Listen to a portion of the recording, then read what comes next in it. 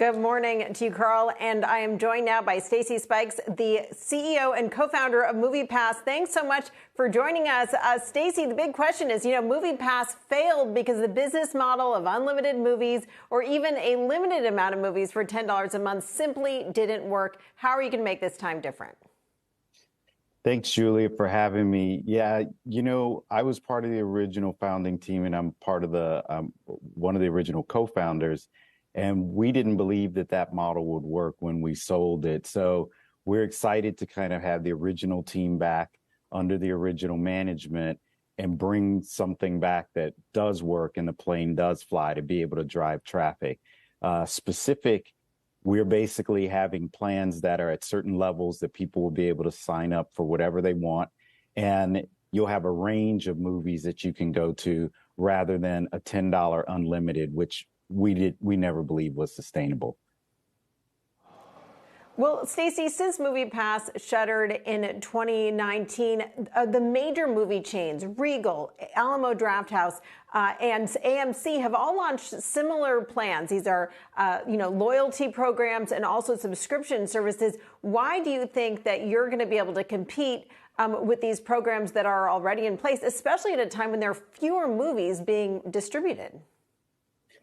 Yeah, so we definitely see that there's a pushback on the amount of movies due to COVID. So there's a lot of great content coming. There's Avatar and others that are coming.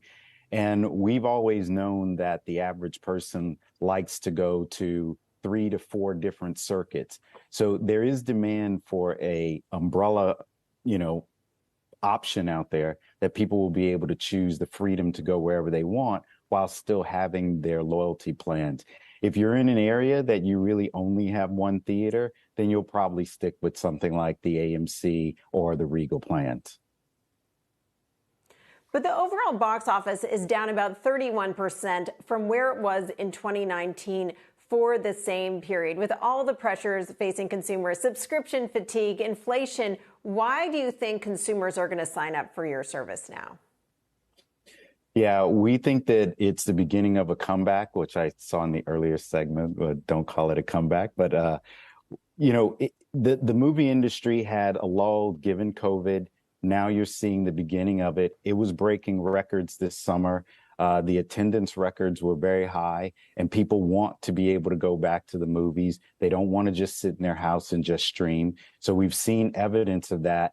But all of that content that got pushed back has been scheduled. And so there's a very powerful slate, which we're starting to see the summer and then the fall, and then also into the summer of 2023. So that's part of the excitement that we have. And we just don't see that, a continued decline of the movie industry. We think there is a resurgence that's going to happen. And you're seeing the studio heads all commit to increasing their production slates. So, Stacy, then, if the overall box office, you're confident, is going to increase, talk to us about your relationship with consumers. Back when MoviePass was a thing before, there were a lot of changes to what subscribers were actually getting. The pricing changed, how much access you were getting was changing, and there was a loss of consumer trust. This morning, you had signups, but then your website crashed. How are you going to earn back trust and make sure that the offering is clear? Yeah, that's the part we're actually excited about. We can't wait to open up our doors and get back to driving attendance at theaters and helping people discover new things.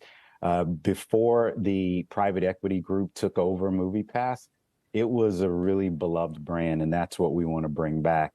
As far as, how we're going to do that and be able to make that happen, one of the biggest things that people really loved about MoviePass was it got them to go see things that maybe they wouldn't have. It took away that risk of, well, do I really want to pay this much? And I don't know what it's going to be like. Since you've already subscribed, it's just easier to go. And we found it a great discovery tool for people.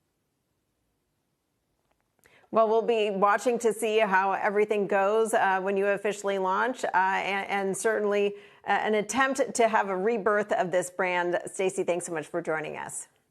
Julia, thank you.